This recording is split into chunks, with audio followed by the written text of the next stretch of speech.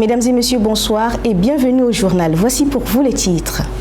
Plusieurs personnalités de la culture africaine ont été décorées au Festival panafricain du cinéma et de la télévision de Ouagadougou, FESPACO.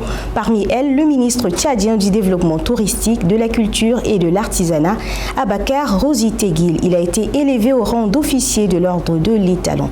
Et puis, les populations djaménoises espèrent des réponses à leurs préoccupations avec l'arrivée du nouvel exécutif communal de N'Djamena. Cette information en bref, le président de la République, le maréchal Mamad Idriss Déby Itno, a présidé ce jeudi un conseil ordinaire des ministres. 3 projets de décret et de projets de loi ont été soumis pour examen. Il s'agit des projets de décret portant statut de la société de recouvrement des créances, d'approbation d'un contrat de bail amphiotique en faveur de la société Ante Group pour la construction d'un complexe agro-industriel de production de canne à sucre, du sucre et du riz dans la Tangilé-Ouest, l'adoption de la politique foncière nationale et des projets de loi portant création de l'Ordre national des sages-femmes et des magnéticiens du Tchad et la modification de l'article 3 de la loi portant restructuration de la centrale pharmaceutique d'achat.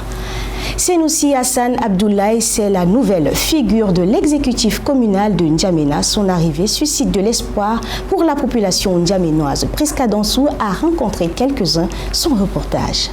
À l'issue des municipales très disputées, l'énarque Senoussi Hassan Abdoulaye, 41 ans, se hisse à la tête de la commune de N'Djamena, la plus grande du Tchad. Lors de sa campagne, il a promis faire rayonner la commune sous différentes couleurs pour l'amélioration des conditions de vie des N'Djaménois. Dans la capitale, cet homme est connu pour sa gestion officiante de l'administration, ce qui crée un climat de confiance au sein de la population. Le nouveau maire de la ville de N'Djamena, je peux même dire que c'est mon petit frère, je le connais bel et bien. Et que concernant la mairie, donc je peux dire que bon, il va faire beaucoup de choses concernant tous les Tchadiens parce qu'il est déjà de la boîte, donc il connaît tout ce que son papa a fait. Il n'y a même pas de problème, donc nous sommes tellement contents. La gestion de la commune de N'Djamena a toujours été taxée d'inefficacité. Avec l'arrivée de celui-ci, les N'Djaménois espèrent aujourd'hui des réponses à leurs préoccupations. Ce que je demande au nouveau maire, c'est de penser à nous. Nous voulons juste de la place pour vendre librement nos marchandises sans déranger les boutiquiers ni personne d'autre. J'attends de lui, bon je ne vais pas loin. Je suis au marché de Denbe, quitter Denbe vers Rond-Point, Centenaire, c'est un problème. Donc il va causer avec le ministère en charge de l'infrastructure, c'est ça, il est maire, mais le ministère de la route est là, il va causer. Vraiment, c'est des actions que moi je pense qu'il puisse nous aider dans ça. Moi, je ne lui demande pas trop, juste de nous aider à drainer l'eau qui ne quitte pas.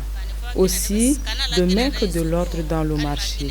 N'Djamena depuis des années présente un visage gothique et connaît des problèmes d'inondation, d'insalubrité, de santé et une urbanisation anarchique. Les défis demeurent innombrables et tangibles pour la nouvelle équipe qui doit se plier afin de répondre aux exigences de sa population. Les résultats provisoires des élections sénatoriales connues comme les élections précédentes, le mouvement patriotique du salut MPS, le parti au pouvoir sort majoritairement victorieux avec 45 sur 46 sièges du Sénat. Les résultats soulèvent des questionnements sur le sens de la démocratie. Pour l'observateur tchadien Dr Yamigué Bettina, c'est le contre-productif. Avec 45 sénateurs élus, et même le 46e qui est un chef de l'opposition, M. Faïli Badakiafer, il faut reconnaître qu'il est un opposant très proche du parti au pouvoir qui a régulièrement collaboré avec ce parti. Ce qui confirme tout simplement les pronostics que les uns et les autres avaient, mais qui confirme aussi la tendance qui se dessinait, c'est-à-dire la volonté du parti au pouvoir de garder la même mise sur les institutions, parce que en ce moment il n'y a qu'un seul sénateur qui ne soit pas du parti au pouvoir, qui est déjà très proche du parti, pouvoir. Et il reste encore 23 sénateurs qui seront nommés par décret par un président de la République qui lui-même est président du parti au pouvoir. Donc, tout dépendra de sa bonne volonté à ouvrir cette institution ou non aux acteurs de l'opposition ou à d'autres partis. Donc, à l'arrivée, malheureusement, cela donne, à l'image de l'Assemblée nationale, un Sénat qui sera encore beaucoup plus monocolore, qui parlera d'une seule voix, ce qui est totalement contre-productif pour la démocratie.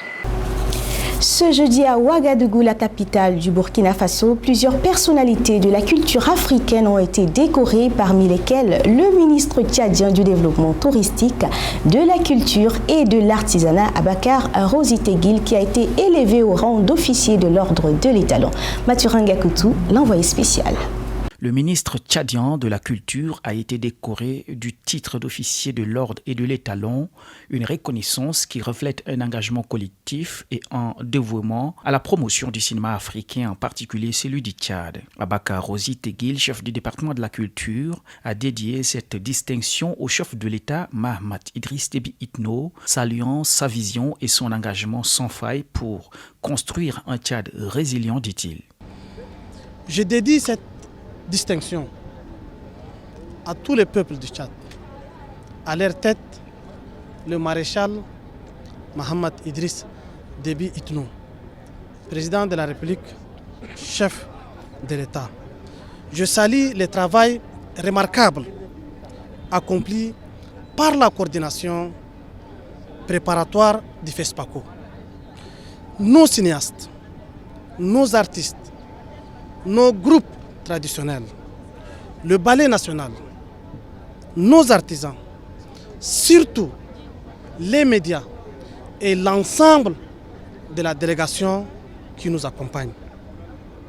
Je remercie également les membres du gouvernement, les conseillers à la présidence et à la primature pour l'appui constant qu'ils nous a apporté durant les préparatifs du FESPACO. Pour sa part, le secrétaire général du ministère du Développement touristique, de la Culture et de l'Artisanat, Abdoulaye Souleymane Babalé, a été fait chevalier de l'Ordre du Mérite des Arts et des Lettres de la Communication avec une spécialisation en cinématographie. Monsieur Babalé a exprimé sa sincère reconnaissance pour cette distinction.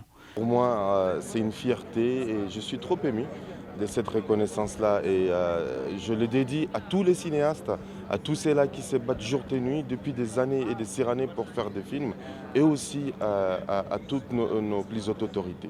Une dizaine de personnalités africaines ont été également honorées. Les autorités burkinabées estiment que cette distinction honore des personnalités éminentes reconnues pour leur passion et leur savoir-faire dans la promotion d'un cinéma africain florissant. Maturanga Koutou, Ouagadougou pour Tchad 24 International. Le chef de l'unité provinciale du Mayo-Kébi-Est des gardes forestiers FONIC a effectué une mission pour constater les dégâts liés à la destruction de la forêt dans la sous-préfecture de Berem et de Pont-Karoua. Les précisions de nos correspondants à Bangor, de Gapiliblès et à Bakardine. Nommons ici la population de la sous-préfecture de Berem et celle de Pont-Carol, les dévastatrices de la forêt. Sur les lieux, ils s'attaquent à des grands arbres.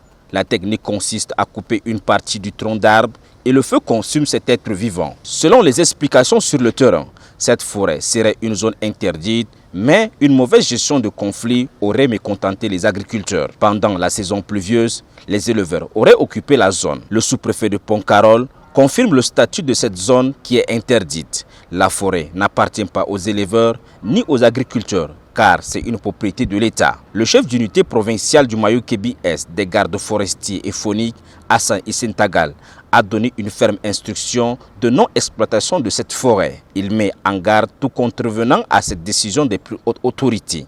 Les agriculteurs disent respecter la décision, mais que la rigueur soit de mise pour une justice équitable. Le projet d'installation de 10 000 lampadaires dans la capitale tchadienne ne connaît pas grand succès chez une partie de la population djaménoise. Elle parle d'une installation inéquitable. C'est un reportage de Adoum Brahim Kamis. Alors que certains dénoncent l'installation inéquitable, plusieurs quartiers vivent sous la clarté terne de leur lumière pendant la nuit. Partout, on n'est plus plongé dans l'obscurité aveuglante comme par le passé. Dans les grands axes de la capitale, tout brille grâce à ce programme ambitieux d'installation de lampadaires. Le gouvernement tchadien a initié ce projet en vue d'améliorer la sécurité de la population. José, un habitant résident au quartier Moursal, a salué l'initiative du gouvernement. Concernant l'installation de lampadaires dans la ville de N'Djamena, je tiens à exprimer ma gratitude envers le gouvernement tchadien. Bien que certaines personnes affirment qu'il existe des quartiers qui n'ont pas bénéficié de cette initiative, cela ne reflète pas l'intégralité de la situation. Prenons mon quartier en exemple. Bien que les lampadaires n'y soient pas encore installés, j'ai confiance qu'ils le seront prochainement, Inch'Allah.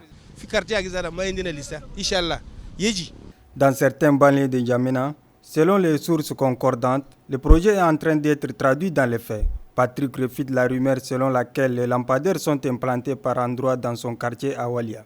Dans tous les quartiers, ce n'est pas seulement pour les Massakines et les autres quoi.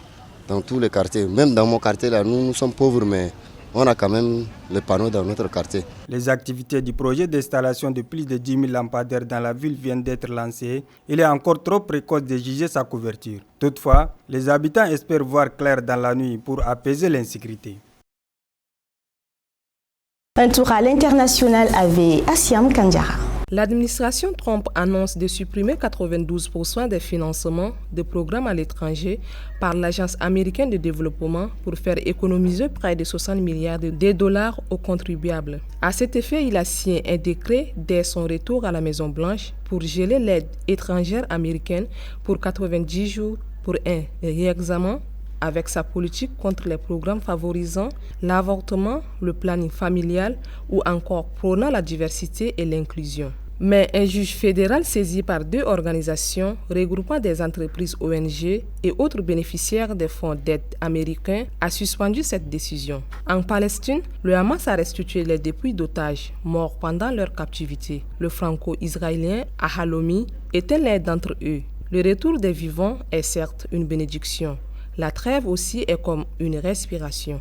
De part et d'autre, chacun pense ses blessures, pleure ses morts, espère peut-être autre chose pour demain. Si la douleur laisse quelque place à l'espoir, selon le mouvement islamiste palestinien, Israël doit désormais entamer les négociations pour la phase 2 de l'accord. En RDC, une violente explosion a ralenti lors d'un meeting de l'AFC M23 dirigé par Corneille Nangaa ce jeudi 27 février 2025 dans la ville de Bukavu, dans la province du Sud Kivu.